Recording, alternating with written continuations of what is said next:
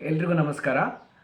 ಇವತ್ತಿನ ಈ ವಿಡಿಯೋದಲ್ಲಿ ನಾನು ನಿಮಗೆ ನಲ್ಲಿ ಕೇಳಿರುವಂತಹ ಎವರೇಜಸ್ನಲ್ಲಿ ಕನ್ಸಿಕ್ಯೂಟಿವ್ ನಂಬರ್ಗೆ ಸಂಬಂಧಪಟ್ಟಂತ ಕ್ವಶನ್ ಅನ್ನ ಬಿಡಿಸ್ತಾ ಇದ್ದೀನಿ. ಬನ್ನಿ ಹಾಗಿದ್ರೆ ಕ್ವಶನ್ ಏನಿದೆ ಅಂತ ನೋಡ್ಕೊಂಡು ಬರೋಣ.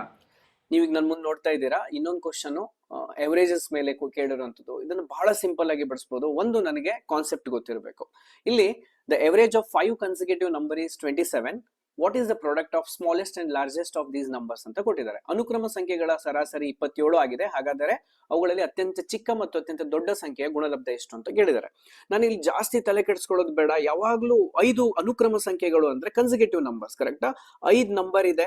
5 ನಂಬರ್ ಅಲ್ಲಿ ನನಗೆ ಅದರ ಎವರೇಜ್ ಕೊಟ್ಟಿದ್ದಾನೆ. ಯಾವಾಗ್ಲೂ 5 ನಂಬರ್ ಅನ್ನೋದು 5 ಏನಿದೆ, ಇದು ಆಡ್ ನಂಬರ್ ಅಂದ್ರೆ ಬೆಸ ಸಂಖ್ಯೆ, ಕರೆಕ್ಟಾ? ಈ ಬೆಸ ಸಂಖ್ಯೆಗಳಲ್ಲಿ ಅದು ಅನುಕ್ರಮ ಸಂಖ್ಯೆಗಳಲ್ಲಿ ಎವರೇಜ್ ಏನಿರುತ್ತೆ ಅದು ಮಿಡಲ್ ನಂಬರ್ ಆಗಿರುತ್ತೆ. ಸೊ 27 ಏನಿದು, ಇದು ಮಿಡಲ್ ನಂಬರ್ ಆಗಿದೆ. ಇದು ಯಾವ ಎವರೇಜ್ ಕೊಟ್ಟಿರ್ತಾರಲ್ಲ ಅದನ್ನ ನಾವು ಮಿಡಲ್ ನಂಬರ್ ಅಂತ ಕನ್ಸಿಡರ್ ಮಾಡ್ಬೇಕು. ಈಗ ಅನುಕ್ರಮ ಸಂಖ್ಯೆಗಳು ಅಂತ ಕೊಟ್ಟುಬಿಟ್ಟಿದ್ದಾನೆ ಅಂದ್ರೆ ಇಲ್ಲಿ 28 ಬರಬೇಕು, ಇಲ್ಲಿ 29 ಬರಬೇಕು, ಇಲ್ಲೇನ್ ಬರುತ್ತೆ, ಇಲ್ಲಿ 26 ಬರುತ್ತೆ, ಇಲ್ಲಿ 25 ಬರುತ್ತೆ. ಅವ್ನ ಕ್ವಶನ್ ಏನು, ಸ್ಮಾಲೆಸ್ಟ್ ಅಂಡ್ ಲಾರ್ಜೆಸ್ಟ್ ನಂಬರಿನ ಮಲ್ಟಿಪ್ಲಿಕೇಶನ್ ಅನ್ನ ಕೇಳಿದಾನ, ಅವನು ಪ್ರಾಡಕ್ಟ್ ಅಥವಾ ಗುಣಲಬ್ಧ ಕೇಳಿದಾನೆ. ಇಲ್ಲಿ ಸ್ಮಾಲೆಸ್ಟ್ ನಂಬರ್ ಅಂದ್ರೆ 25, ಲಾರ್ಜೆಸ್ಟ್ ನಂಬರ್ ಅಂದ್ರೆ 29.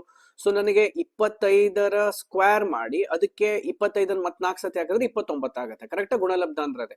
ಸೊ ಇದು ನನಗೆ ಗೊತ್ತಿದೆ 625 ಅಂತ. ನೆಕ್ಸ್ಟ್ 25 4 ಸತಿ ಹಾಕಿದ್ರೆ 100 ಬರುತ್ತೆ. ಸೊ ಇದನ್ನ ಮಲ್ಟಿಪ್ಲೈ ಮಾಡಿದ್ರೆ ನಂಗೆ ಫೈನಲಿ ಏನ್ ಬರುತ್ತೆ, 725 ಬರುತ್ತೆ. ಸೊ ಈ 725 ನ ಇದರ ಆನ್ಸರ್.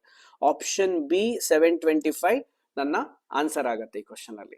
Thank you.